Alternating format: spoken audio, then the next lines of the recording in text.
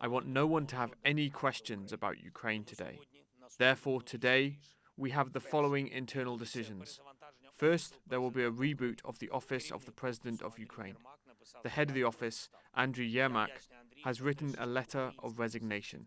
This is probably the biggest crisis Ukraine's President Volodymyr Zelensky's faced domestically since the start of the war. But does the resignation of his chief of staff and top negotiator Andriy Yermak make the situation better or worse? And where does it leave the potential for a peace deal? Andriy Yermak has submitted his resignation after anti-corruption investigators searched his home in the early hours of Friday. A key stark move suggesting how persistent these investigations were into politicians in the inner circle of Volodymyr Zelensky. What's key here, though, is that Yermak was the top negotiator for ongoing discussions between the United States and potentially with Russia as well for some kind of peace deal. A key priority of US President Donald Trump. In the days ahead, there was supposed to be more meetings with the Americans and Ukrainians to potentially see how much more pressure most analysts assess could be put on Ukraine to maybe even accept territorial concessions. It looks like Yermak will no longer be part of those discussions,